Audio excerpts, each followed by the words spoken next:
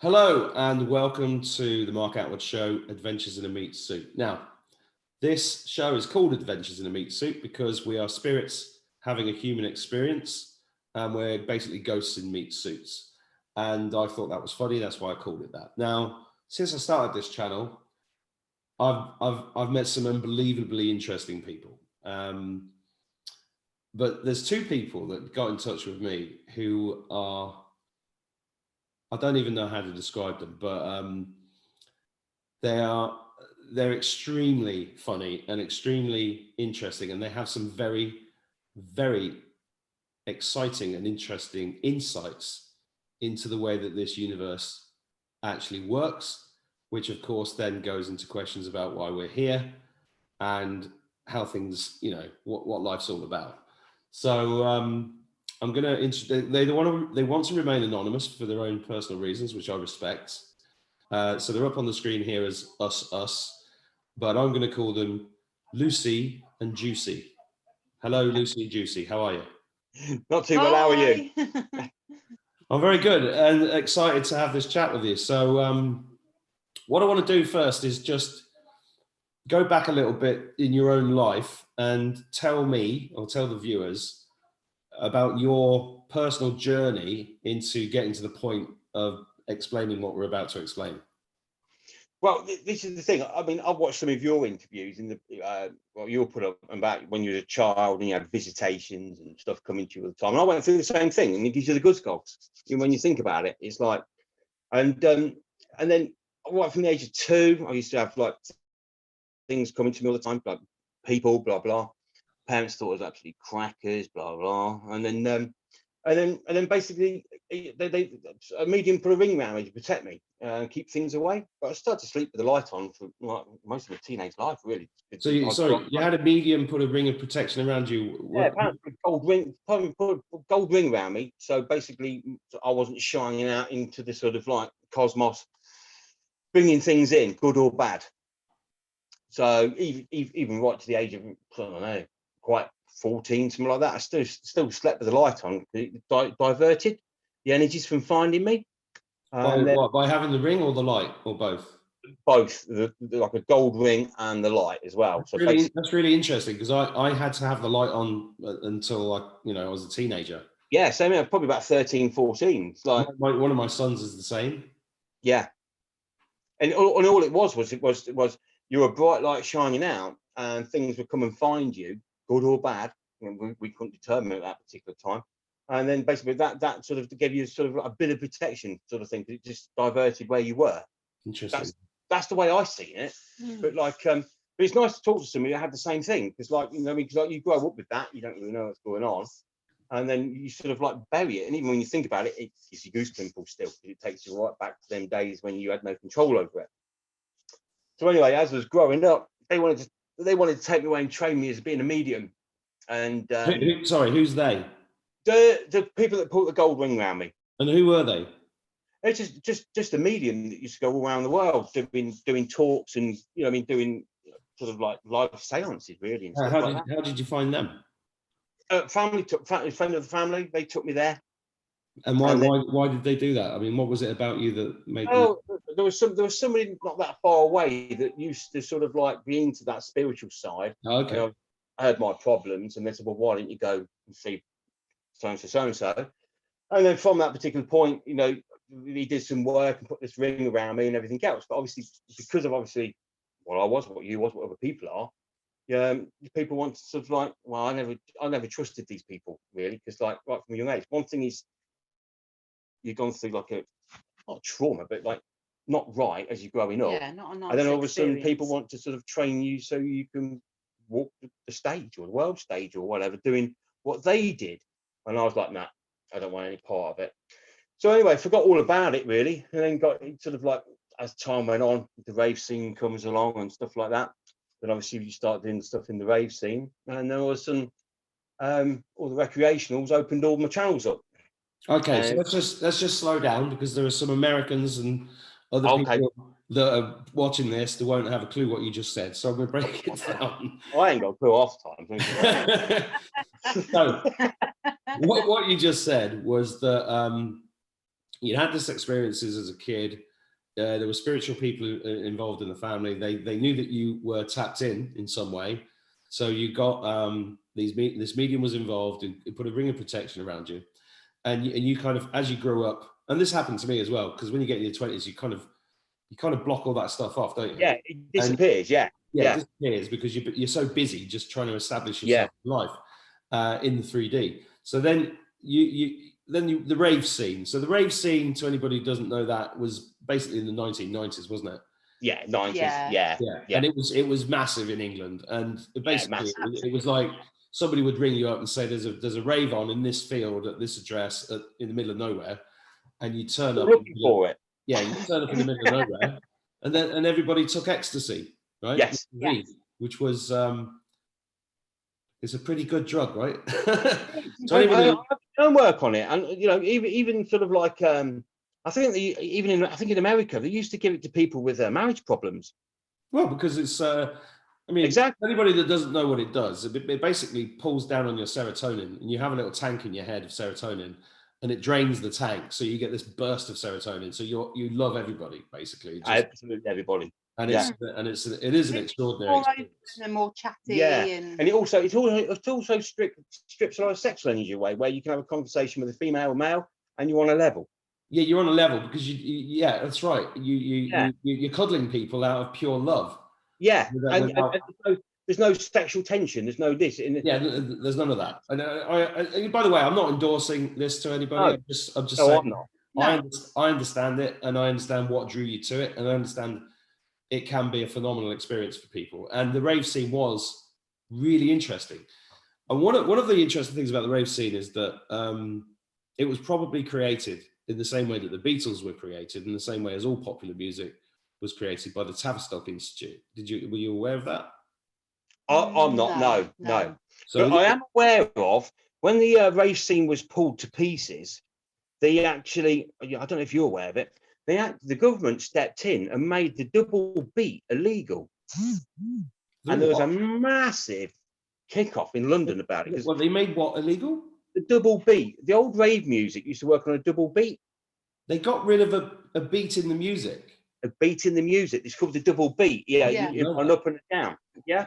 And that up and down. Yeah. This is similar to. I mean, most people watching this will understand that the cabal, the satanic cabal, has been in charge of pretty much everything for at least a few hundred years, thousands of years.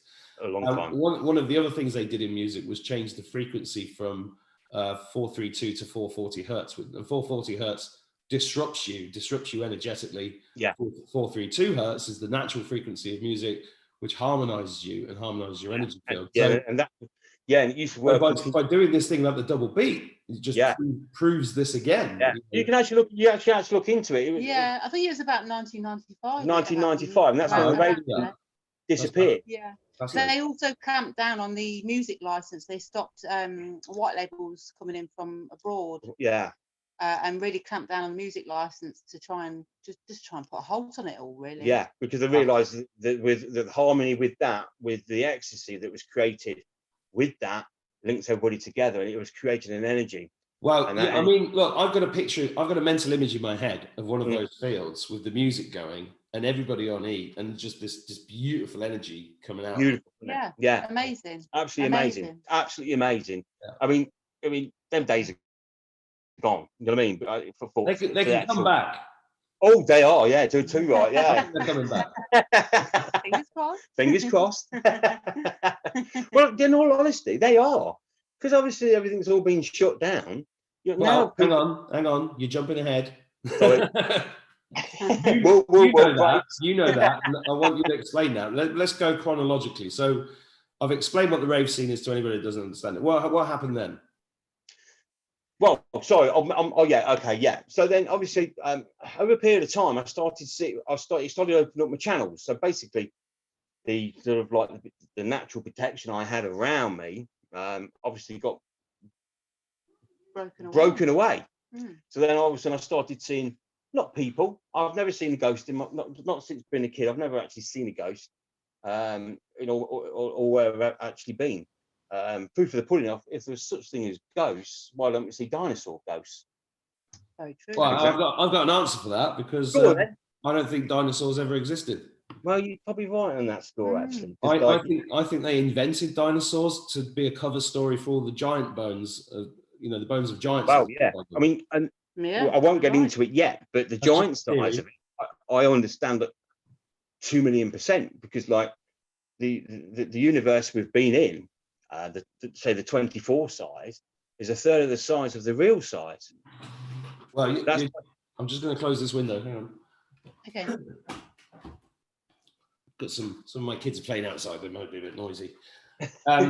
Well, yeah, I mean, 24 to 72. We're going to get to that, but we'll get to that. Yeah. So you're going this rave scene, and you think the protection disappeared, and then you started Yes. getting opened up to other stuff. Because I'd probably say we might have all done it at that particular time. It was the time of we was guided down that road. That was what we was given. That opened the channels up to do what we've got to do, and that's why everything that opens your channels up is illegal. You know what I mean? So it makes you wonder. I mean, you know, there are some people that will watch this and go, well, obviously these guys just off their tits on drugs, and then, you know, blah blah blah, and open them up to entities. But you're absolutely right. You know, why did they demonize marijuana in 1937? Why did they demonize E? Why did they demonize LSD? Well, LSD I think they brought in, but they certainly demonized magic mushrooms, ayahuasca, peyote. All of these things are actually spiritual experiences, because we all, you know, a lot of these drugs are spiritual experiences, aren't they? Well, yeah, because it wasn't that long ago. I forget how many years ago. You could actually buy magic mushrooms from the shop. Well, you can still buy them online. I mean, there's a really you can reach down the local shop and buy them, down the local tobacco shop, and they used to sell them in the fridge. And then they realised then, I think there's a bit of a problem. Yeah. We used to have a friend who used to work. Yeah, or Camden Market. Camden Market. We had a friend who used to work in London. He used to send us a kilo of time up. Yeah, a big punnet. Not just for self-buying, you know what I mean? Did share. Of course. 1 or 2. Yeah. Then it's probably about 12, 13 years ago. Well, I'm just gonna quickly mention a book that I've got, but somebody's borrowed it. It's called Ancient Psychedelics. It's written by Chris Everard. And in that book, Chris Everard proves beyond a shadow of a doubt that right back to the Egyptians and Stone Age man or whatever, all had psychedelic gardens, and they all grew these plants, and they knew exactly what they did, and they used them to have an incredible life, you know, where they were connected with the spirit world and everything else. And that all got taken away from us. So I'm with you so far. What happened next? Where am I? Yeah, so anyway, I started seeing colours, energies, colours, blah blah. So literally, every sort of colour had a different sort of like energy, and it had its own like creation. It was sort of like its own. So like, if you looked at chrome, the colour like a chrome sort of like banister or anything like that, it used to always come out at me sort of like almost like a fluorescent violet. Yeah, that's the energy I seen from it. So then that started the, like, all the different colours I used to look at. They used to all have a different sort of like tinge to them, or different energy with them. But right at the beginning, the energy was very clunky, heavy, almost like a web. It was quite hard to deal with. It was like almost like dirty energy. I don't know if you know what I mean. It's like heavy on you. It's heavy on you. It wasn't right. And then over a period of time, I obviously with the knowledge and everything that I was putting together, it used to get cleaner and cleaner. And when I opened it came to me about this Abracadabra and the clock and how it works, the day I opened it, which literally only took me, I think, 4 hours from start to finish, not knowing anything about numerology. You'd fell asleep at the time. Yeah. And then when she woke up, I went, I've just found this. And it's like, what? But when I opened it, the energy that came out of it was like a vortex. Okay, so when you say opened it, what do you mean opened it? As in, like, put the format together. No, but that doesn't make any sense to me. What do you mean? Right. Drew it on a piece of paper, and then use the format of how to break it open and sort of open the word up of what it actually meant and what was actually in it. And which word are we talking about, and how did you find it? The Abracadabra stood out at me. How did you find Abracadabra? Well, this is the thing. When I've never bought. I'm not a sort of well versed or read person. You know, I don't do that. And I knew I had to go and buy 2 books. So I bought 2 books. I bought Phase and Fable, and I bought the Oxford Dictionary. So sorry, you bought Faber and Fable. What's that? Phase and Fable. Phrase and fable. So Phrase and Fable is all bits of history jumbled up. So when that's a book that anybody could go and get. Yeah, they've been printing it for about the last 150 years. So what made you buy these books? I've got no idea. That's the thing. Can you remember? Can you remember? Yeah, sorry. I walked into a bookshop and I know I had to buy something, and these 2 books jumped out at me. So you basically never read a book, but one day, for some reason, you went into a bookshop and these 2 books jumped out at you. Them two books. I know I had to buy them 2 books. And one's called Phased and Fable. Phase and Fable. And that's like a 150-year-old book. Well, they rewrite them now. There's different versions, isn't there? There's different versions, and the company's brewers. Now, you know, brewers originally was the monks, the monastery, and connected to the church. So, and also the ex-reverends rewrite it about every 10 years. Okay. Yeah. So you can see how the church are in control of sort of getting history and fragmenting it and throwing it all over the place and hiding what it really means. So what kind of things does that book have in it? It's got absolutely everything from basically the first ever word. Abracadabra, the actual word, goes back all the way to the Sumerians. Yeah. Sanskrit, basically Sanskrit. Yeah. It's an ancient, powerful word. And has magical power. That's what. Yeah. So what? It was when it was written in the book. Was what caught my attention. When it was written in the book, it was a magical word, but a non-magical word. Yeah, and I was like, okay. So I know the church and the powers that be tried to hide things, because obviously they've got to be out there to make everything relevant to and from everything.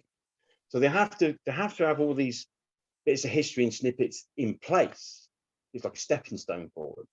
But they fragment it and throw it all over the place, and that's why the only people that's ever done the Phrase and Fable is brewers, and brewers originally go right way back to the monasteries and monks and everybody else. And when you actually look into it, you can see a lot of it's quite biblical in there. There's also a lot of hidden stuff in there as well. And literally, as I used to flip through the book, certain words used to jump out at me because the energy used to pump the words out, and then basically I just sit there and pick them. So I always know that everything has to be balanced. So you've got to balance absolutely everything. What you do to one thing, you do to another, because you know, like a universe, it has to be balanced. You know, and you intuitively knew that, right? Yes. So you're in the bookshop. That book jumps out, and you also get the dictionary, the Oxford Dictionary. Okay. Yeah. So how did you interpret? Well, I didn't even. I mean, it's not exactly a page turner, is it? No, it's not really, is it? No, isn't it? Yeah, it's you know, I mean, it's like, you know, never bought a book before. Don't do any reading before. And bought the 2 most boring books in the world. But when I got them home and started looking through it, you can actually see that it would give you a phrase or a snippet of a bit of history, like abracadabra and magic word, non-magical word, blah blah blah. But then it would give you a noun. Now the noun, you've got to go into the Oxford Dictionary to go into that one. And then it will give you another part of the actual story. So then basically you start putting 2 stories together using 2 books. So, but you kind of picked these books up, you started reading both of them, and you were picking up on the energy of, you were using one as a reference to help you understand the other one, which you were reading energetically. Yes, exactly. Okay. One was catching my attention, and I was like, because it's a weird old book, really, because you can actually go into it and you can spend hours in there because it flicks you to different things. It's a fragmented story. It'll tell you a little bit of a story, and then a word will jump out. So then you go looking for that word in Phrase and Fable, and that'll give you a little bit more of the story. Or they'll give you a noun, and you got to go into Oxford Dictionary and tell you another bit of the story. So it's basically like it's a book, but it's been fragmented into pieces. So you spent 4 hours looking at this, and then you went, oh, I've got it. And then next thing, what was it that you got? It was just what it is. It's like gotcha. Yeah, I don't class myself as sidekick. I don't class myself as thing. It's just I just know what I'm looking for, the nuts and bolts. I'm more mechanical than anything else. I can put, I can work something out and design something or whatever. I work in the construction trade, and I can look at a job and I've actually finished the job in my head before I do it. And then it's as simple as your mind works. Yeah, it's the way it works. So literally, I can walk into somewhere, actually see the whole thing within an hour, a couple of hours, design it in my head like a schematic, and then just fit it. That's good, because I've got some work needs doing in my kitchen. That's all right, no worries. Some of the schematics over. All right, yeah. I'll just do it cyclically, because that's the way we are. Yeah, no problem. I'll do that bit. I suppose I could actually look at myself like I'm more of a physical psychic, not a sort of like go into. I've never done anything. I've never ever been sort of like meditation. No. I'm a sort of like hands-on, wide awake. Let's crack on with it, and then go on a mission, and then literally until the mission's finished, I won't rest. So look, after 4 hours, you found this word abracadabra. Yeah. And what happened then? I knew the format, so everything has to be balanced. That's why the word shot out at me. Yeah. Why? Because it's out of balance? Yeah. Well, abracadabra's got 11 letters in it. Yeah. Now, 5.5 is the pH between acid and alkali. Yeah. Yeah. Which is 11. Okay, but just explain that. Yeah. Well, why is 5.5 11? Well, yeah. Well, because everything has to be balanced or split evenly. So if you want to create something, then if you're looking at a word, can you split that word into two evenly? Does it split around a clock face? Yeah. Now I'm starting to understand. Yeah. So basically, that word, you can probably see it on the photos. That word. Shall I pull up the thing that you've drawn? Probably, yeah. Yeah. I'll just give me a second. Okay, so you guys drew this out for everybody, which is quite amazing. Yeah. Well, this has been in sort of like my head for a very long time. So you drew this for us last week, didn't you? Yes, it did. Yeah, sent it over to you. That is quite an amazing picture.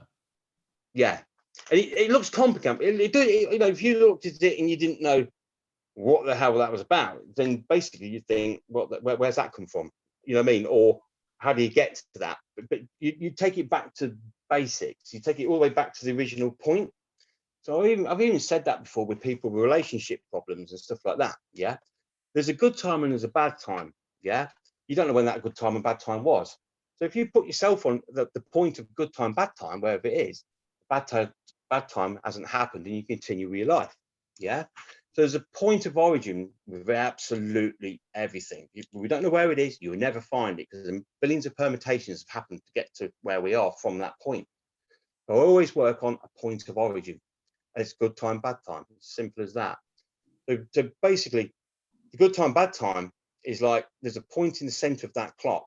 Yeah, on the center of the circle. So every dial's got a center point. Yeah. And then obviously then that's your circle. Yeah. And that's a full circle, full cycle for everything else. And it's like, that's what we live in. That's the universe, time, distance, everything else. So can you put that word around that clock? Now, what I did learn was, it's like, how random is it for a word to fit around a clock? But the way they did it was, they created the numerology first, then they put the symbols, as in like the A, B, R, A, C, created the symbols, and then that creates the alphabet, and then that creates the word that you talk. Right. So let's slow down a bit. Yeah. Who are they? Well, I've traced this back right the way back to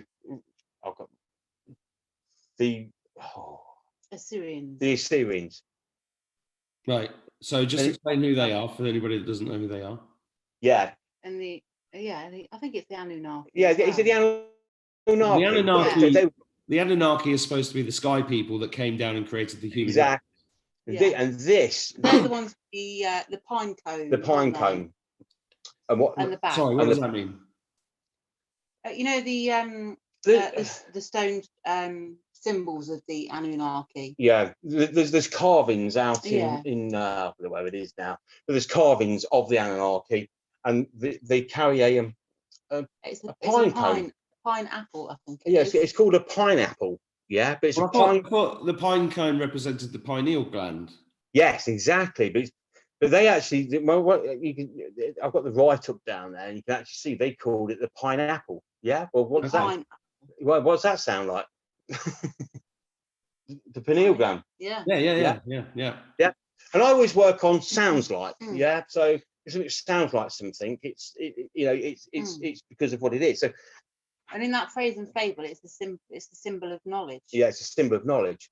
Yeah, well, it is. I mean, it is our connection to the Akashic record and everything else, right? Which is probably where this has come from. Well, I mean, look, let me just say something to everybody. This is quite an extraordinary drawing that you've made. Do you want to? How did you get from seeing the word abracadabra, looking it up, getting this, see the energy, and then understanding that it needs to be balanced, which is what led you to? How did you get from that feeling to then getting a kind of clock face? How did you do that? I've looked at a lot of the Egyptian carvings, bits and pieces, hieroglyphics. Now, a lot of their symbol. I mean, I don't believe on what the main, the TV tell you what a word means, because they didn't work like that. That's just been made up to fit happy days. You know what I mean? That's near enough. No one needs to know the truth because they know the truth. So their symbol of balance was a naught and a line on both sides of it. So basically, that was saying that you. Oh, hello, you're gone. No, I'm still here. I'm just changing it around. That's not cool. So you guys can see this on the screen, right? Can you? You can't see that. Yeah, I can see that on the screen. So yeah, so I looked at a lot of the sort of like their symbols and stuff, and they used geese. So their 22s, even to and even from each other, they had 2 geese. Yeah, so you could see that. That they use animals the same as we use the figure 2. So we got the figure 2, but they use the goose. It's the same shape. Yeah. Everything. So our numbers come from animal symbols. Is that right? Animal symbols. Yeah. It's all the same all the way through. Yeah. So basically, it's just symbolic. It's just like sort of like numerology comes first, then you make your symbols to fit your numerology. Okay. Yeah. So you realised that abracadabra was a word that was. Is it in balance or out of balance? In balance, because it's got 11 letters in it. So it's a balanced word, and you got this very strong feeling about it. How did you get from identifying the word was important to creating a diagram like this? Well, I mean, we get taught even numbers of 2, 4, and on we go. But that's what we get taught. I take everything back to its original bare knuckles without any information about where we are now. I'll go back thousands of years and go, what would they have done? That you mean you do that in your mind? You just in my mind, yeah. Well, I'll put myself in their shoes when they are on their point of time. What would they have done? Yeah, how would they have done it? And it would have been quite simple. Yeah. So basically, you sort of like the first sort of even number is 11 because you've got 1 and 1. Yeah, and it mirrors each other. Yeah. As a symbol. As a symbol. That's balance because one's reflecting the other one. Yeah. Well, then that also evens 11. So we sort of come down the line now. We're at sort of like pH 5.5. Yeah. Well, where does that come from? Yeah, because you don't really think of 5.5. Because 5.5 is half of 11. It's half of 11. Yeah. Like when you said it earlier, I thought 5.5 numerology was the 5 plus the 5. No, it's 5.5 because that's the balance between acid and alkali. So that gives you Sorry, pennies are dropping now. Okay. Right. So yeah, that gives you 5.5, which is your pH between acid and alkali. Yeah. So that's showing balance because everything's all linked into each other. But if you mirror and spin the 5.5 round, you get a 22. Right. Explain that. How do you do that? Well, you got 5 and 2. Yeah. Oh, actually, the same sort of like symbol more or less. There's not a lot. You're saying that a 5 and a 2 are basically the same number. Yeah, it's one's upside down reversed. Yeah. Do you mean visually, energetically? In what way are they the same number? Yeah. If you've got the number 2, and you've got a number 5, and you get the number 5 and you spin it around, you got a number 2. It's reflecting each other. It's exactly the same. Mirrored. It's mirrored. It's mirrored and reversed. Okay. Interesting. So then obviously you've got your 11 and you've got your 5.5 and you've got your 22. So it just gives you balance completely all the way through. 11 and you've got the 2 1s, which is 2 2s thingy. So basically you've got 11 and you've got your 5.5. Your 5.5 gives you 22. This is why you don't play cards, Mark. Yeah, because when you're playing cards, yeah, right, banker plays 21. You're going to lose no matter what, because the fact is, yeah. Yeah, right. Oh.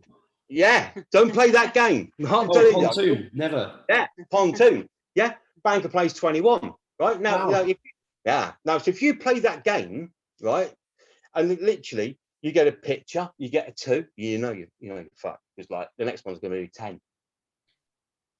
Yeah, or you can count the cards out, and you probably get 5 cards out, 10, bust, done. Yeah, you can't beat the rule of the 22. Most of the sports in the world, football, rugby, everything else, 11 players on either side. Yeah. Either side. Yeah, it's a balance, and you'll see it absolutely. Hang on. Rugby's got 15. Well, 15. Well, yeah, but the actual lot of sports around the world, yeah, I've got 11 on either side. Yeah. But you see, so are you saying that like sports games and stuff were invented by people that understand this stuff? Well, everything has to be relevant to and from something, otherwise it's not relevant. Yeah. What do you mean by that? What, relevant to and from? Yeah. That's way of looking at it. Yeah. Everybody's relevant to and from your lineage. So if one of your ancestors, say, didn't get together, you wouldn't be here now, as in who you are now, because the stepping stones have been changed or taken out. So you're relevant to and from them stepping stones. Okay, gotcha. Yeah. So I also know as well, it's like we're part of the something. Yeah. The something. There's something. Yeah. We don't know really what it is, but we're something. We're part of the something. Yeah. Okay. That's the way I look at it. So we're part of the something, but you can't have the something, yeah, without the nothing. Yeah, because we've come from, say, nothing to the something. Yeah. Yeah. I love the way you put things. Yeah. So right, if there was no such thing as nothing, there wouldn't be something. Yeah. Well, I can't argue with that. Yeah. Right. And there is a mad theory behind it. It's like, how many times have people around the world put something in a safe place, yeah, and you'll never find it ever again? Well, many times. Many times. It's gone. So that's a physical thing that you've taken, you've put somewhere, and you go, fucking, where's that gone? It's gone. And you can literally like beat the house to pieces and you'll never find it because you put it in a safe place. Yeah. So why is that then? Well, the thing is, when you put something in a safe place, right, the first thing you do, right, you're in that place on your own, right, because obviously you don't want to be defined what you've got. You then work out what somebody would sort of relate something to you where you might hide it, because that's what people do, or they do this and they'll probably put it there. So you actually go through all the situations of like who would come in here and who knows you, right, and literally put it completely somewhere random, yeah, that no one will ever find. Yeah. So it's not relevant to and from any thought pattern of somebody looking for something. Yeah. Right. So you put it in that particular place, and then 6 months later, whatever, you go looking for it, fucking thing's gone. Right. And it's where do you think it's gone? Where is it gone? Forever. Gone absolutely forever. It's done. Right. And you're saying it doesn't exist anymore because it's been put somewhere that has nothing relatable. Yeah, you took it out of reality. You took it. We're the ones that are all relevant to and from. You put it into a place where it's not relevant to and from, a safe area, and then randomly that puts it back into the nothing where we come from. It never existed and it's gone. Wow. Okay, so let's get back to Abracadabra. Yeah. No, I'd like to put a few people in that one. I mean, I'm just gonna say, we're about the same age, and in the 70s on TV, I just remember TV magicians using this word. Yeah. Paul Daniels, all that. Abracadabra. Yeah, and not just that. I've actually seen him holding sort of like an X in one hand, and whoever they're going to like trick, they'll give him a V on the other one because they've got X is 10 and the V is 5. I've always been intrigued by that magic circle. Well, this is what the magic circle is, you see. That's like, what this is, isn't it? It's not sleight of hand. It's just that you don't see it because you're flicking between parallels and basically, oh, where's that gone? Can I do my Paul Daniels joke for you? Go on then. Go on then. Actually, I got this from John Thompson, who was a brilliant comic that used to work with Steve Coogan in Manchester years ago. Oh yeah. Yeah. He used to do this impression of Paul Daniels in his stand-up 30 years ago. And he'd go, hello, my name's Paul Daniels. I'm old, bald, ugly. This is my wife, Debbie McGee. She's young, tall, beautiful. That's magic.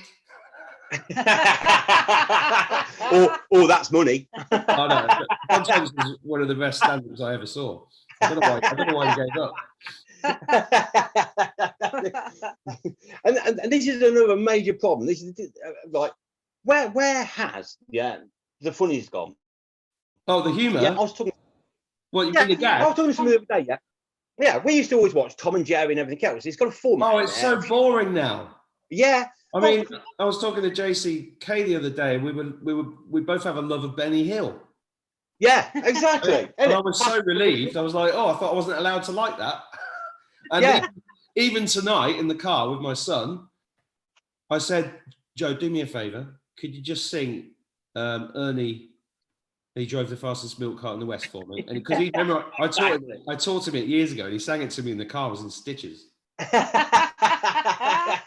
But the thing was, all the original like Tom and Jerry's and cartoons, Roadrunner and everything else, there was a format in there of humour. Yeah. Now we all grew up with that, so that humour's in your head. It formats you. It stays with you. Stays with you. Yeah. And then all of a sudden the government come along. Yeah. Oh yeah, it's too violent. So I mean, they took off all that sort of. Well, there's not been a funny film in fucking years. No, God, no. I mean, the thing is, they took off because it was too violent, and then put fucking Power Rangers on, kicking the fuck out of each other. Well, what the hell was that about? Yeah. And all it was a format to knock out the humour. Yeah, because obviously they want to control you. Because if you've got humour, yeah, nothing can touch you. Well, the thing is with humour, right? Have you noticed my Facebook's got funnier? Well, yeah, definitely. Yeah, the screen's gone awful. Brilliant. Oh, I'm going to talk about him. I didn't understand what you just said, so I'm not laughing at that one. I said I'm going to the screen gone funny. No, I mean, have you noticed my Facebook page has got funnier? I'm putting up jokes and jokes. Yeah. I'm trying to lighten everything because I instinctively. Yeah. You might here's one for you. Hang on, I haven't finished telling you my story. Right. So I instinctively know that laughter raises our frequency. Oh, definitely. Yeah. Right? Yeah. And I keep thinking back to Bill Hicks, right? Because Bill Hicks is possibly definitely one of the greatest stand-up comics of all time. We watched our band. We read an article about him as well, didn't we? Yeah. Yeah. Yeah, and I'm pretty damn convinced that Bill Hicks was murdered. I don't believe this Alex Jones Bill Hicks theory at all. No, yeah. Anything to do with that, yeah, they want to take it out. Humour, everything. It's a frequency. It's probably the same as when they took out the double beat. It's just. Well, yeah, exactly. There was a really interesting English comedian called Alistair Williams. Have you seen him? No. I don't know. He's got a YouTube channel. He came out and I came across him because he did a really, really funny sketch about Brexit, right? Yeah. And because he did that, he got banned from all the comedy clubs in England. Wow. Right. See, the thing is, I see. Yeah. Well, what I'm trying to say is, so he was forced onto YouTube because there was nowhere would let him perform because he was seen as a right-wing comedian. And even the comedy clubs have got censorship in them. They're not. I know. They used to be places of free speech.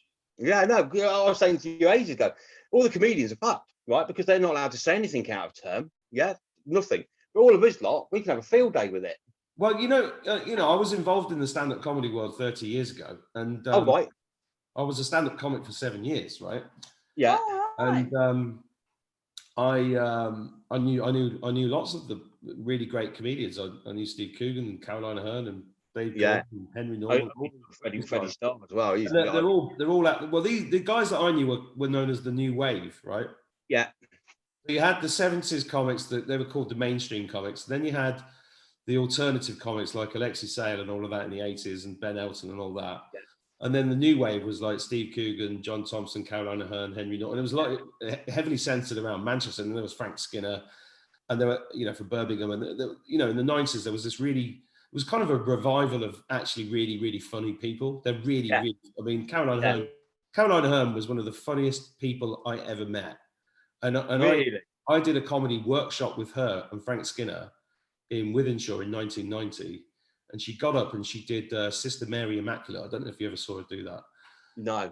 And it was the funniest thing I'd ever seen. And, you know, and the reason I'm thinking about her is because she did the Mrs. Merton show. Do you remember that? That's it. Yeah. And I went to one of the live recordings of that, and I knew her quite well. And she was a beautiful, beautiful soul. And God bless her, she's departed now. But and she'd get on people like Bernard Manning and Paul Daniels' wife, and she'd basically take the piss out of them, right? Yeah, no. And it was, but the thing is, because she was taking the piss, it was like an in joke, and it was like Bernard had come on, Bernard Manning. There's a black. I'm gonna do another John Thompson joke, because I think this is a John Thompson tribute show, but it was utter genius. He used to come on. He did a show with Steve Coogan, I think, that won the Perrier in Edinburgh in '92, where he came on as Bernard Manning, but he called himself Bernard Wright-on, right? So he took all of Bernard Manning's jokes and he turned them into politically correct versions of them, right? So yeah, we've seen that. Yeah, so we have seen that. Come on, he'd go, there's a black fella, a Chinese fella, and a Pakistani in a bar. What a fantastic example of racial integration in our community. Yeah. Two numbers in the bath. One says, where's the soap? The other one says, it's in the soap dish where it normally is. I'm not saying my wife's fat. She's not actually. She's been on the F-plan diet. Looks very good for her age. I swear to God, I saw him do that live at Manchester. Really? Did you? That's amazing. You know what? We've watched that particular video so many times. We have, haven't we? Yeah. Who's that woman as well? Yeah, but you know, here's the point, right? So, you know, comedy now. Morgana Robinson. She is so funny. Do you ever watch any of hers? Who? Morgana Robinson. Never heard of her. You will have to Google her. I was listening to Mickey Flanagan today. He was having me in stitches in the car. Yeah, she is fucking funny. Right, we'll have to come back to that, because we're off track. But the point is, what you've established very clearly, and I agree with you, is that music was hijacked by the government, by the mind control of the system, right? And comedy again. Yeah. So it's like, and right now we're in this period of time where pubs have been shut. You can't. Coronavirus comes out at 10 o'clock at night, so you can't stay out too late. You can't hang out with people. You can't party. It's like they're taking all of this away. Yeah. Not allowed to have fun. Do you think that's the fun part of this? It's the fun police, isn't it? Basically. Yeah, but how does that relate to Abracadabra and all of this? Well, you see, now this here, now I believe, because like, if I've got this knowledge and I know how to put it together, and we all know where we are with it, this has always been ours. Otherwise, how do we know it? What do you mean by that? Most people won't know what you're talking about. What do you mean it's always been ours? This knowledge of how it all fits together and how you control the universe and everything in it, Now, this is also been sent to me to unpick, and then now it's time to share, to give back to the people that it's been taken from. Right. Yeah? So let's just slow down there, because you're making a very, very big statement. This is what I love about you. You make these massive statements like it's just like catching a bus, right? Yeah. I've been talking this bollocks for about the last 20 years to people, and they'll just be like, you need to understand that people listening to this won't have a clue what you're saying. No. So what you're saying, I think, let me interpret it and you tell me whether I'm right. Yeah, go. So you're saying that this knowledge has always been there. Yeah. You're saying that the people that have controlled, or the entities that have controlled the world for however long in this insight that we've been through. They've known this and they've hidden it from us. Yeah. And you're saying that it's time to reclaim this knowledge, because this knowledge, this picture in front of us, Abracadabra, that we've got in this picture here, you're saying that this is the key to the universe. Yes. Right. Now explain why this is the key to the universe, please. Right. Literally every word or every number calculates to 22. Yeah. Does it? So it does. Yeah. So if you're looking at that picture now, yeah. So when you open the clock, you've got the Abracadabra. Yeah. So you bring the A down to your 12 o'clock. Yeah. And then you split the word around, literally around the thing. So you've got A, D. So you curve it around the clock. Yeah. So as you can see, Abracadabra at the top. Yeah. Right. So you've got Abracadabra at the top. You've got the A point, which is your center point. Yeah. You bring that down to your 12. Yeah. And then you split the word either way. So you go C-A-R-B-A around the left-hand side. And on the right-hand side of the clock, you go D-A-B-R-A around that side. I've got a question for you. Go on. A clock has 12 points. This has 11. Now, this is one thing I've always wondered. Yeah. There's always a spare one on the bottom. Yeah. Right. So the spare one on the bottom is always open. Yeah. And I've always wondered, yeah, why? Why is that open? Yeah. There's a reason why that is open on the bottom. And I've always known, we talk about the missing link. Right? Let's face it, we're not come from monkeys, although you think a lot of them did, but like, in all honesty, you know, there's a missing link. Yeah. Because all these things are put for us to see, because it's almost like we've let them have this for some reason, and then all these codes are in here for us to put it back together again when we take it back. Yeah. You don't think it was stolen from us then? No. Everything happens for a reason. If it was stolen from us, we wouldn't know what we wouldn't know what we're doing now. Okay. We've all there's millions of us around. Now, I've also been given. Hang on. What do you mean by that? Well, there's millions. There's millions of us around on this planet or the universe. We're all the same people. What do you mean by that? All the same people? We're all the same one, but all individuals of the same one. That's why we all get on. We all know. Okay, this is a good point for you, because I think I know what you're talking about, but I think some who listen to this will be confused. So let me just explain what I think you mean by that, and then you just tell me if I'm wrong.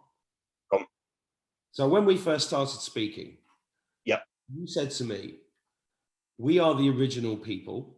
Yeah. We are created from Gaia, source energy. Yeah. We created this universe. Yeah.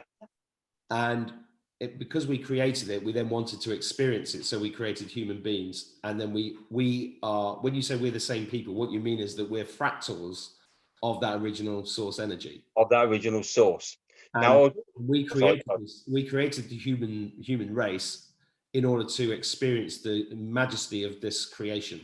Yeah, because if you want to create something, and let's face it, you know, the planet, the universe we sit on, is being put together so perfect that everything is in sync with something else.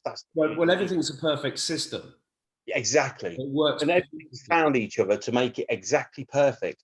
And yet we, in our lifetimes, we've seen things come in like genetically modified foods, fluoride in the water, vaccines, all that kind of crap has come in, which distorts the balance in that system. It does, but also it's not affected us. It's not affected us. No. Who's it affected? So because like you think yourself, I mean, I call them twangers. So like you twangers.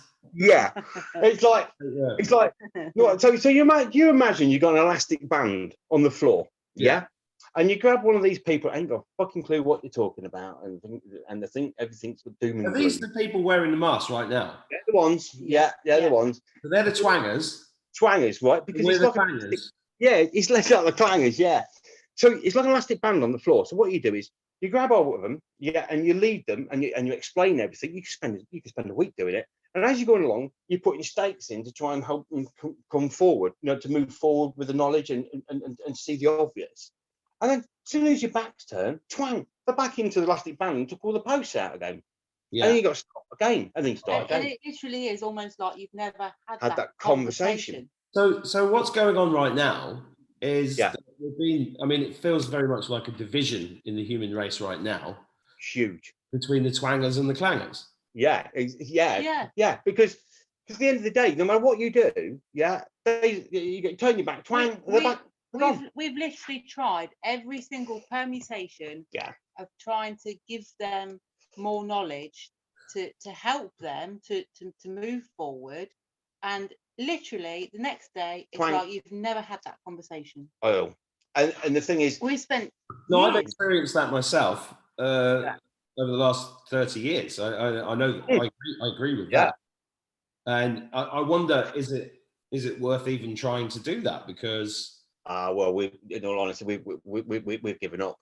Yeah. Now this is another true fact that I've noticed over a period of time. Yeah, I was given a code for this, where we are, this planet. Yeah, 2080. Hang on, you're doing it again. Sorry. Who gave you a code? It just came to me. Right. Yeah, a code. It came to you in your mind. Yeah. And what was that code? It was 2080. So basically, you've got sort of like 80% water, 20% land. You know what I mean? As the actual planet itself. Hang on. So that's really interesting. Have you heard of the Pareto Principle? No. There's this guy called Pareto who wrote this thing down called the 80-20 rule. Right. And basically, it gets applied in business because 80% of your success comes from 20% of your efforts. It's very interesting that you bring that up, because the Pareto that takes us back to relevant to and from, like we spoke about before. And relevant to and from. See, this is all starting to come together. Yeah. So basically, you can look at it another way. Yeah. So like, if you went to it, say you went to it, say you, Mark, went to a party and there's 10 people there. Yeah. You, Mark, and one other person would click and get on. Yeah. The other 8 people would be usually in the kitchen. In the kitchen. Yeah. And then the other 8 people would be looking from my kitchen. I love kitchens. Yeah.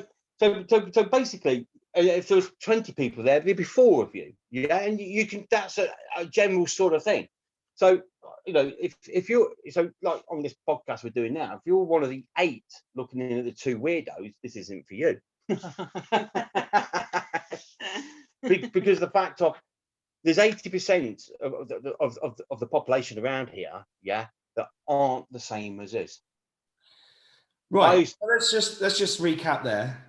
80% of the world's population are twangers. Yeah. And 20% of us are what? The original people? The original. Yeah. So what are these twangers? What are they? I see them as a completely different species.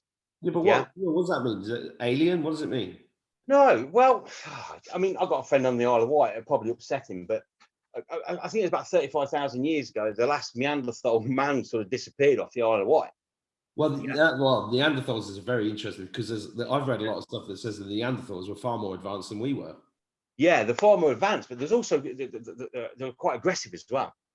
So when you have conversations with these people, even though you're coming on the calm side, they get so aggressive. Yeah, they used to eat human babies, which is why they got wiped out.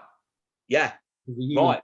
If he ate himself out of existence. Well, I think that's the same with the giants as well. Well, you see, was it giants? Yeah, or because obviously.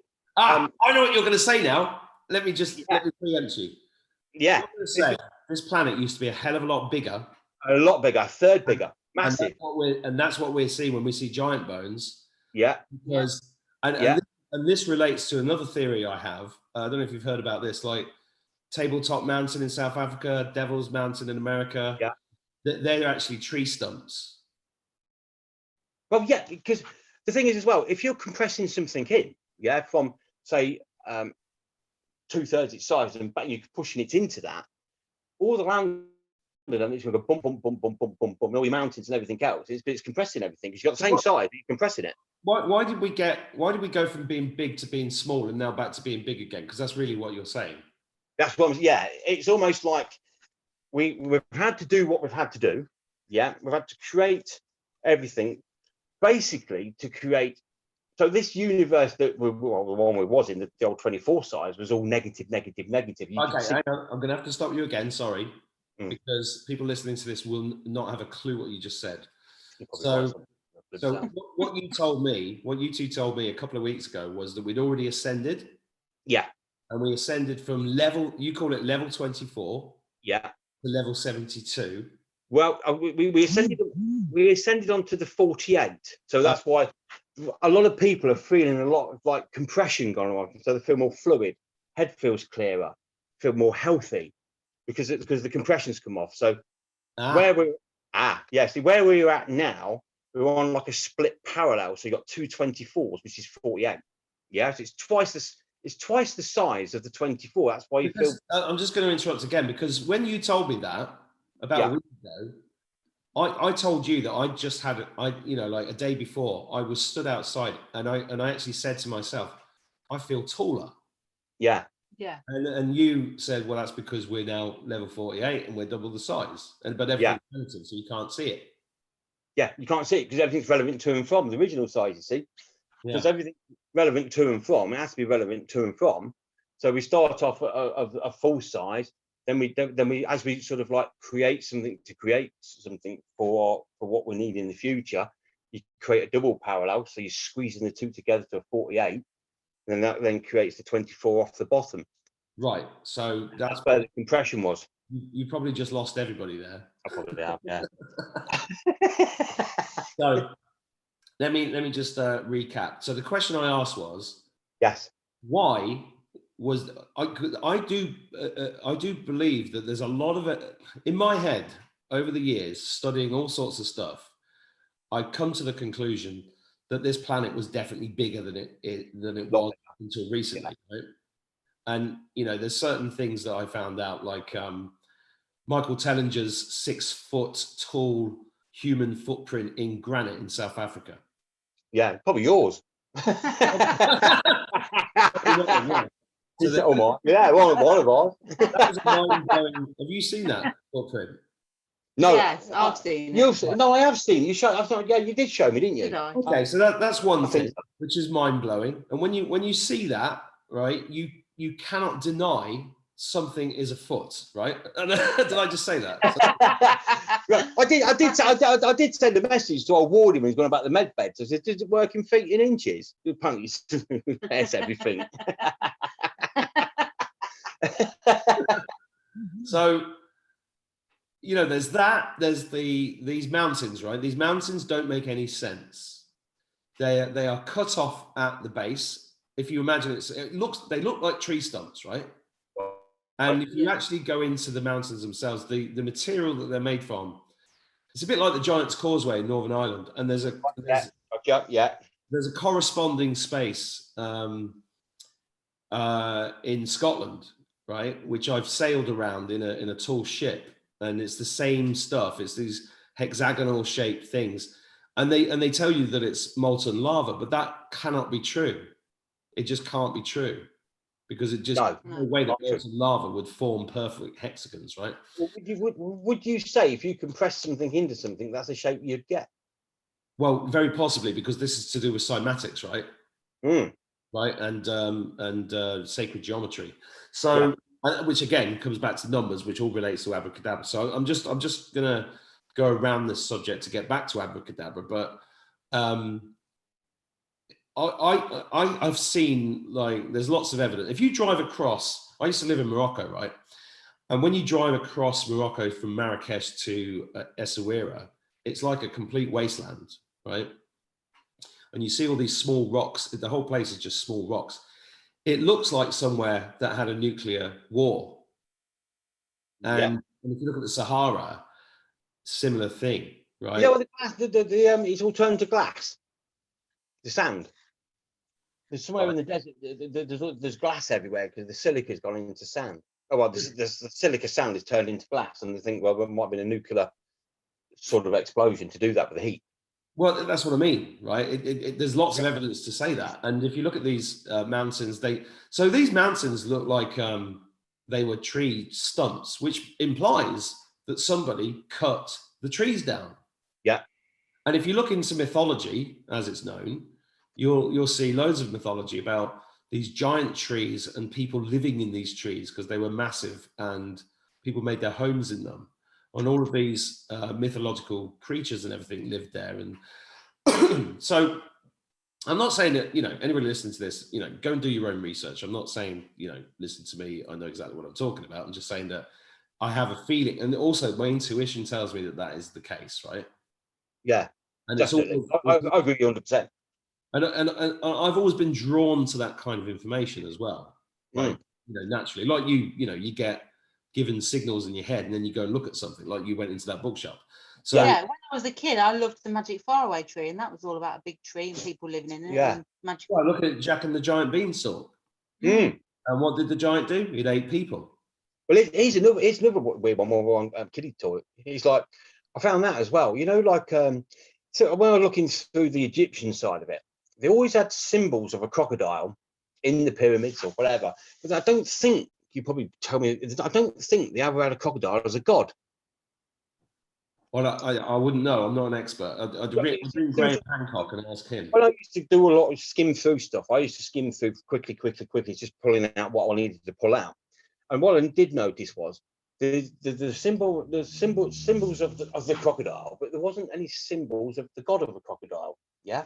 And I thought, well, why does that stand out? So anyway, I was looking through, I think, Phrase and Fable, and I looked at crocodile. Yeah. And then I went, crocodile sounds like crocodile. Yeah. And then realised a crocodile's got 365 teeth. Has it? Yeah. Wow. I was like, wow, that's just blown my fucking head to fucking pieces. Again. You know what I mean? so then you go into story time, yeah? Yeah, Peter Pan, the boy never grew up. That's it. And the crocodile with the clock in its mouth. Crocodile, tick tock, yeah. Tick tock. Hand. Oh. Yeah. And it all resembles, it all comes down to right the way back, all the way through to the Egyptian side of it, and crocodile and 365. I was like, wow. Yeah. So when you start looking at stuff, I'm like, I just flick through the nuts and bolts and then store it, and then next and then I go, oh, that makes what 365 teeth. Hang on, I just had a thought. One of the other things that really annoys me is one of the things about the EU is the entire decimalization of everything. Because if you look at money in the 60s in the UK, it was like 24. It was based on this same number system, wasn't it? Yep. And then they decimalized it, which made it 0 to 10, £1, 100 pennies. But before that, it was 240 pennies to a pound, wasn't it? I think it was. Yeah. These two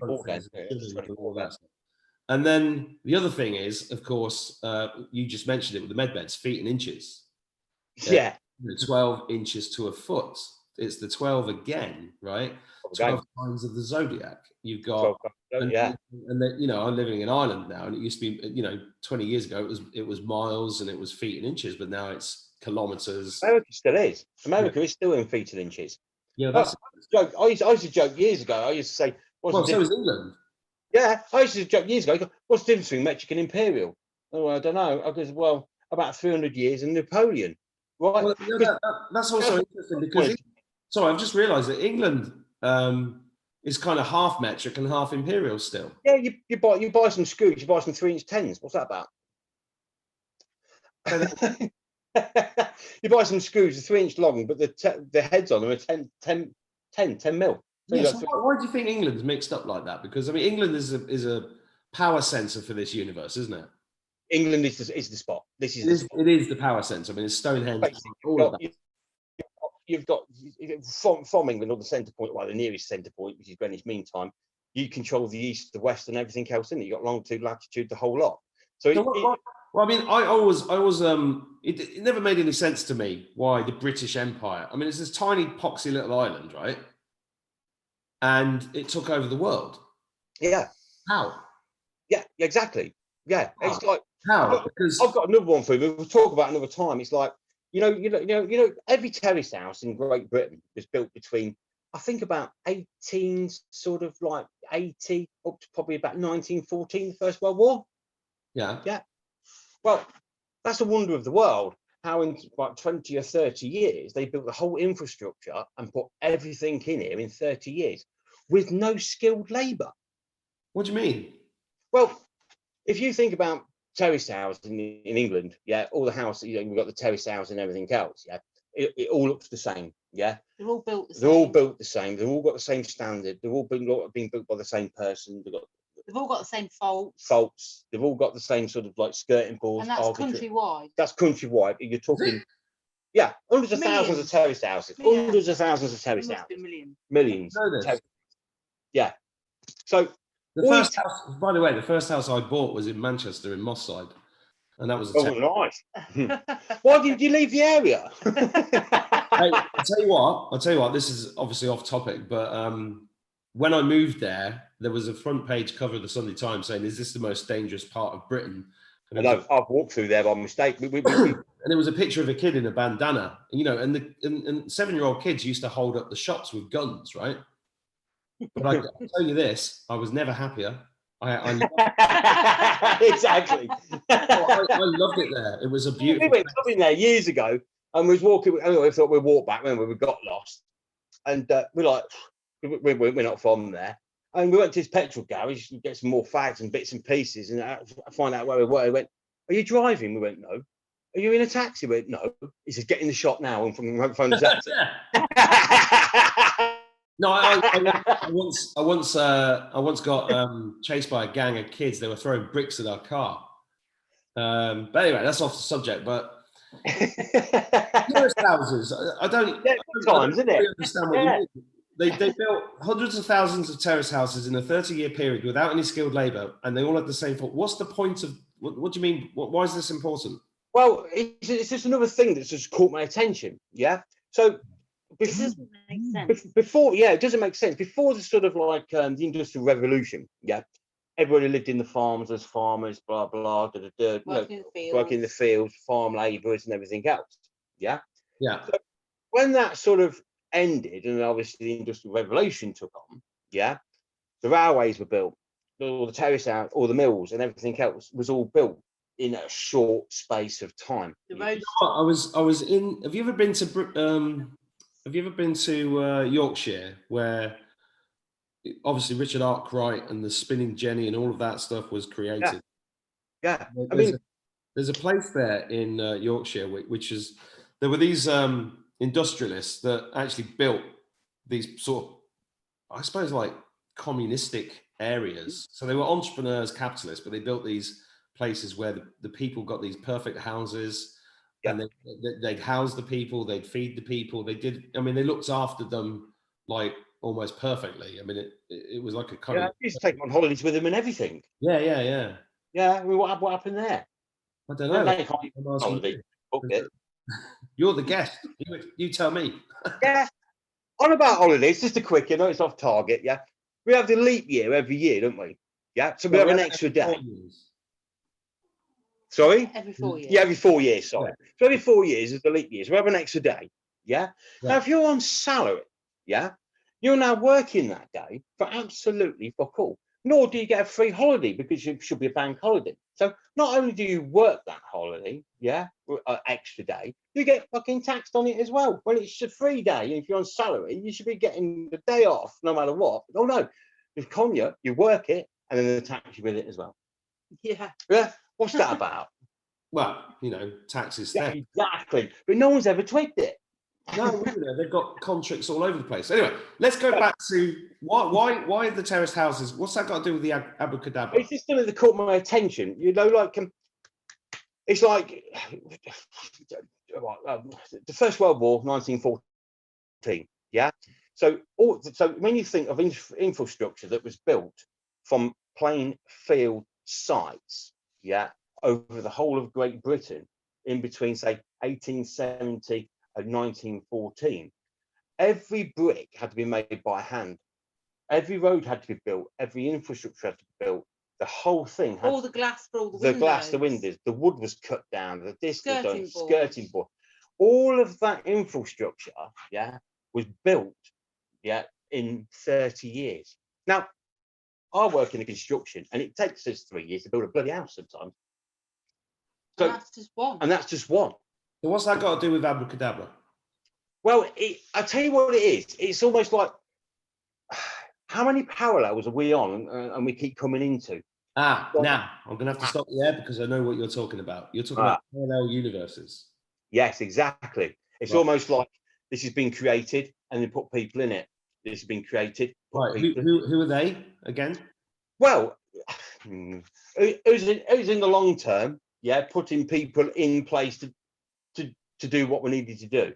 So the way I see it is, it's like if you want to create something so wonderful, yeah, and you make as an energy, you have to make a decision. So it's go, do I do this or do that? Now you make by making a decision of like that will work better than that creates a negative. Yeah. Right now, that negative now, yeah, is a loose negative, which then can destroy your positive move forward. So it's like you've got two positives make a negative and two negatives make a positive. Yeah. Which is basic science. So I've heard. Yeah. So it's almost like, to me, I'm not saying this is a thingy, but to me, this has all been created. And we have been and we do live in a negative universe. Yeah, you've only got to watch the television soaps and you think, my God, everything you watch on TV, oh my God, everyone you meet, oh my God, it's completely negative. It's almost like you've got the permutations on the lottery. Yeah, so you've got the lottery permutations, and within them numbers, you've got 14 million chances. You've got 14 million permutations to win. Yeah. Yeah. There's a maximum amount of permutations. You can sit down and fill every single one out. Yeah. And you'll win. Yeah. Because you've filled every permutation. Yeah. It's almost like, to me, this has been created to use all the negative up as max to its absolute maximum. So the negative doesn't exist because it becomes a positive to actually move forward in the universe. Right, you explained this to me before this call, which is you said to me that there's lots of people out there, like what we call truthers, who have exposed all this stuff, this nasty stuff, in order, and you said that's because it needed to be maximized so that we could get rid of it. Yeah, so you can actually use it all up, use the whole. Don't get me wrong, right? What people are seeing, hearing, yeah. There's a good chance it's not actually really happening. Yeah, it's just being used in sort of like the Matrix to use it up. So this is a really positive message to anybody watching this, that all this horrible stuff has just got to be thrown out there so that then we can move into the positive. Yeah. And in the last sort of like say 7 months, it's really ramped up to the max. Yeah. To finish it off. And we call them mask wearers, or what I want to call them. We call them twangers. Yeah, twangers. Yeah, and when you hear them talk, they talk no. JCK calls them non-player characters. Yeah, exactly. Yeah, it's almost like we are in a matrix. Yeah, and it's playing out. Well, this is fascinating because starting this channel, I'm getting the same stuff in different formats from different people. Yeah. But and this format is how you create a matrix. Yeah, this is getting really interesting now. Because I'll put this out for now. See, us truthers out there, we still fear the 666s and the devil, because it's just something we've put there to keep us away from the truth until we get there. Yeah. Hang on, that's a massive statement. Yeah. So now, when you say we've put it there, who's we? As the truthers, the 20. Let's call us the 20%ers. So this 20% of the population. Yeah. And you think I'm one of them, and you're one of them. Yeah. Yeah. Yeah.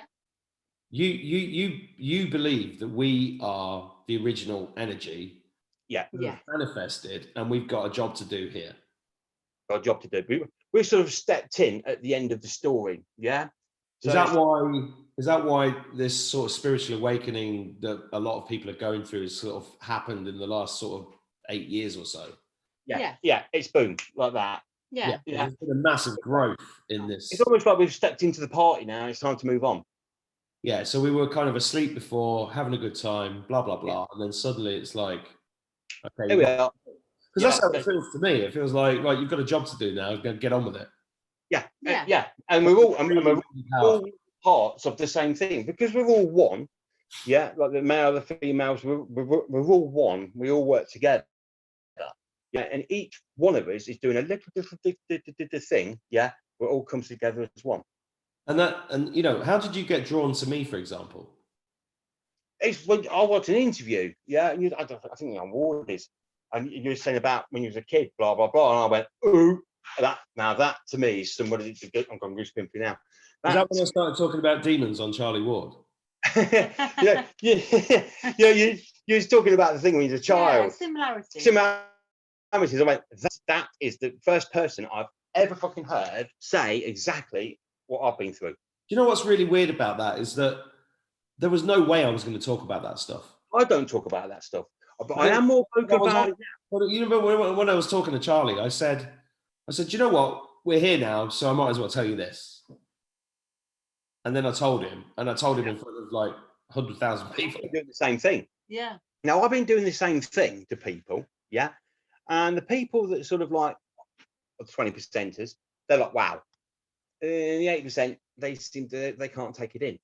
Have you noticed that? Oh, of course I've noticed that. I mean, you know, I've lost. One of the common themes to all of this is that people have lost friends and family and all sorts, and everything's changing at such a rapid pace. In this case, not even lost it. It's just been switched off. They've just disappeared. Yeah, just disappear. Gone. And I do believe it will just go ding, ding, ding, ding, ding, ding. I mean, are you like, okay, so you're saying that we were on level 24, we're now on 48, we're going to 72, correct? Yeah, so we're on the 48, so now you've got a split power bar with the 224. So this is where your division comes in, yeah? So you've got us and them, yeah? The 18 and the 20 now are winding together, yeah, up to the 72, full size. And what's going to happen when we get there? Now, I ain't got a clue. I'll be honest with you. We're not there yet. No, not there yet, but we're moving up. I've seen it. Yeah, I won't go into why, but I've seen the size change. That's why I rang you and went, do you feel like blah blah blah? And you went, yeah, I do. Then we got in touch with other people that we knew.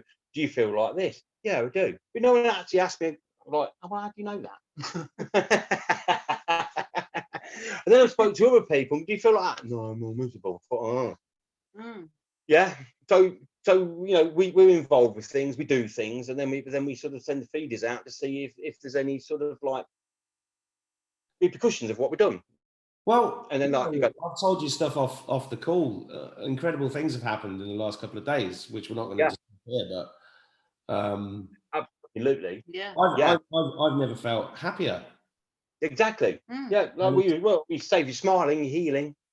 Yeah, when I'm driving around and I'm looking at people with the masks on, I'm just, I literally, I don't know, I just feel very different about them. Empowered. Empowered. More fierce. Yeah. And enjoying. Yeah, almost like I'm not taking any more bullshit. I've had enough of this fucking twat. Well, I mean, this is why I'm putting up stuff that I think is funny as well, because it's just like, this is a joke now, you know? Oh, absolutely. I mean, and this is why I always know there's a time and a place to release this, yeah. And this is the time and place. Everything's time related to the millisecond, because it is a quantum system. So you know what I mean, going like the quantum and everything else. You know, I'm glad you brought up the word quantum, because Charlie Ward's been talking about the quantum financial system for a number of months, and people have poo-pooed him and everything else. But a lot of people understand that it's real and it's happening. Yeah, I put up a post a few weeks ago about the quantum education system, which was something that was like given to me in my, you know, my head, and I had to talk about it. So I got told to make this video, because, you know, when you say you got given a code and stuff, some people watch this and go, what does that mean? You got given a code? But you do. You get given stuff to do. You get given a mission. It's like all of a sudden it's like, right, I've got to sort that fucker out now, and you're just on a mission, and then once you finish your mission, you feel like you can relax. You go, yeah, that's a feeling. It's quite amazing. It's quite amazing. Yeah. So lots of stuff here. I've been on a mission for 17 years with this lot. I know. Look, I know.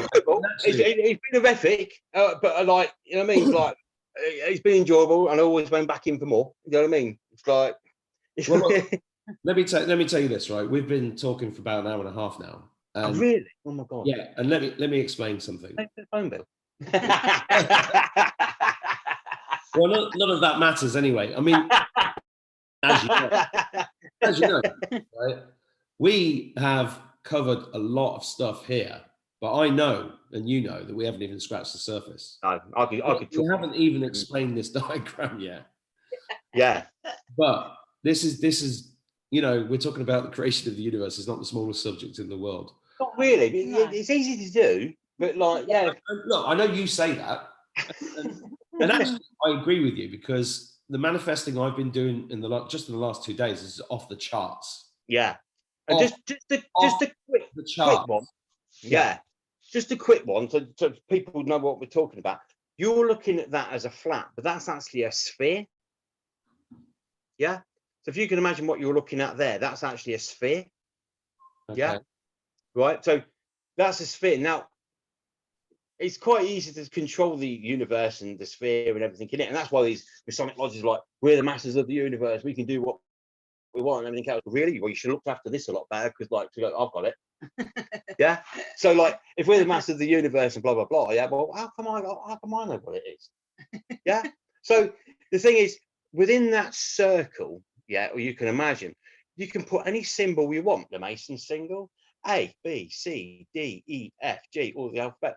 You can actually put that, print that, and then put any format F, E, Y into that clock. Yeah. And any symbol you want, you just draw it into that. Yeah. Because you've got all your prefixes, you can do what you want. And then bingo, there you go. And that's how they thought there was controlling the universe. Wow. But literally, by just taking all them out, see you later, and then we'll get to another date, the fresh one, which is an open one, which was the original open one. At the end of the day, I've not put anything in it, because like the quantum that's controlled us to get to this particular point, yeah, the new quantum is far more advanced. Absolutely. That's what I was going to say. I mean, are you aware of the fact that the US government put up a website last week called quantum.gov? I did hear. I saw Charlie talk about that. Yeah. Well, to me, that was like one of the biggest confirmations of all of this stuff. Yeah. See, this is the quantum that got us from that point to this point, and then we step in and we do what we do. But the new quantum is completely different. Like, you know, there's about free coding all the time. Yeah, it's more than that. I've just had a download. I've talked recently about James Bond, right? Have you seen me talk about James Bond before? James Bond? Yeah. Yeah, you know, we talk about that as well. It's like, you know what I mean? But like, all these bad guys here. Well, all these bad guys here, you know, they're not selling anywhere, are they? Because like, they're all the bad guys. You know what I mean? Like, it's the bad guys that are James Bond, isn't it? You know what I mean? Like, what are you going to do with them? Well, I mean, this relates back to a conversation I had with somebody the other day, which was... Which is the Octopussy one? Yes. Yes. So you talk about it. Yeah. And this relates back to something you said earlier. About, you know, we were talking about how did the British Empire do what it did. And this relates back to John Dee. John Dee was Queen Elizabeth I's most trusted advisor, and he was a magician. And he sank the Spanish Armada twice using weather, right? Yeah. And he signed his letters to the Queen 007. 007 means two-ball cane, cock and balls, right? Yeah. In Masonry, two-ball cane is like a revered character. Yeah. Two-ball cane is the son of Cain and Abel. Yeah. Which Cain ate Abel is what Charlie Freak says. Cannibal comes from that. Yeah. Blah, blah, blah. Yeah. So all this stuff is all connected. And what hit me as you were saying that is I remember when Daniel Craig did Casino Royale, which was a fabulous film. Yeah. But the next film was called A Quantum of Solace. Yeah. And everybody was like, why the fuck has this film got such a shit title? Because in it. It's just a really, you know, License to Kill, Quantum of Solace. I mean, it was like a depressing shit title, right? But when you understand that Hollywood means holy wood, which is a magic wand, when you understand all the symbolism in the movies and the symbolism in corporate structures and everything else, they understand the power of this stuff that we're talking about here. Then it makes exactly, and we understand it and we laugh about it. Right, and the reason we understand it and laugh about it is because we're obviously part of the fucking original fucking format of it. Well, It's like this is what that's why it's called. This is what I love about you. You It's story. You fucking wrote that. you make building the universe sound like it's just a big laugh. Game. It is a fucking game. Yeah. I mean, I deal with the energies and stuff and what's around you and stuff and blah blah, and it's not all been curry, but it's not the case of it's. You know what I mean? But like it used to get like fucking hell. Sometimes it was like horrific, what you having to deal with. But all it did is made you stronger. Because all we're doing is training ourselves who we are, bringing ourselves up to a standard, bringing up to who we are. So you think it's all about remembering who we are? Yeah. And in your words, who are we? That's a very good sort of thing. I would definitely say, I'm gonna put it out there. We're the first physical species that actually lives in space, as in a physical. What is space then? Space isn't what you actually think it really is. Really, it's not the case of that's the space. Space. I think is relevant to and from. It's what's within it. But see, the way I've been shown or seen or I deal with, everything's an energy, yeah. And previous to the 24th going off, yeah, we was like a solid energy, yeah. That's why like you ate and you this and you that, everything was hard work and everything else, because it was like a solid energy. It was like a horrible solid energy, almost like you're locked in there and find your way out. There you go, yeah. And then where we're moving to is a pure solid energy. So basically, it's like the energies that have created everything, yeah, and then want to walk upon it, yeah. They've actually created a whole brand new sort of like universe that actually evolves around. So basically, everything's +1ing all the time positively. So basically, we're all evolving within inside it, and everything's evolving around us. It's almost like this old system was like past, sort of like a present, or not even present now, and the future, yeah. And you can hear the news, they talk in that. It's a code. So if you listen to the news, they're talking what's happening now, what happened then, and what's going to happen in the future, yeah. So it's predicting all the time, yeah. And it's the only place where you hear it all the time. So I think I've said before, when you start hearing them not predict so much in the future, yeah, it's because of the fact of the new quantum, the new universe is opening up. And the way I see it is, it's like it's just you constantly live in the present, controlled by the expanding future, yeah, of positivity. So what we're talking about now has already happened. What we're going to talk next has already happened, because it's constantly moving out into the future. So basically, because it's being created in the future, and then we're created within it in the present. So because we live in the present, controlled by the expanding positive future spreading out, yeah, we evolve within it. So this is why we're going to go up to the original size, but with all the new sort of upgrades and everything else that we've got. Wow, that's what I love about you is that you just said possibly some of the most important things I've ever heard, and you just say it like it's like, do you want to go to the pub? yeah, I thought so. Like I said, I'm just nuts and bolts. It's absolutely extraordinary. So I think this is enough for part one, because there's a lot to take in there, and I want people to. Good to get it off my chest, really, Mark. Yeah, I feel a lot better now. It's absolutely.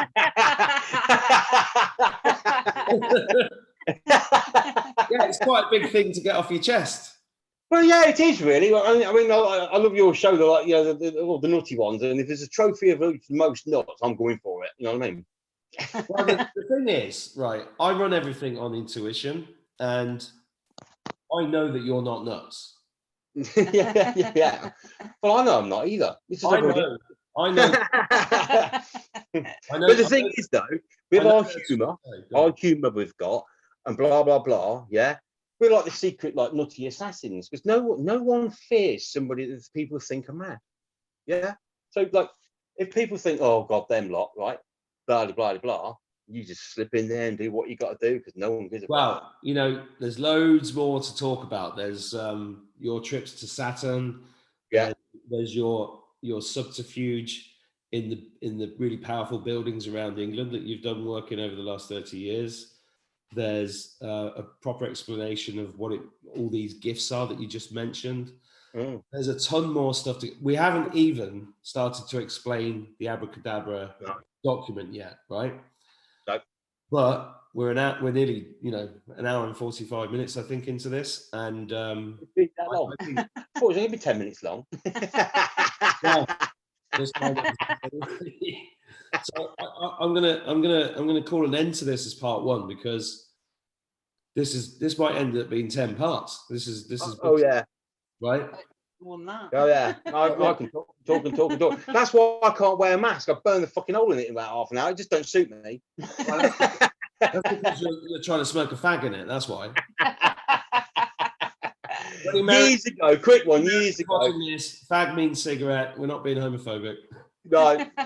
Years ago, right, I was on a roll when I was like, all the information was coming. Mate of mine came around the house, and literally I was going on about something. It came around 90 hours later, and I was still going on about it. Now look, I already know that about you, and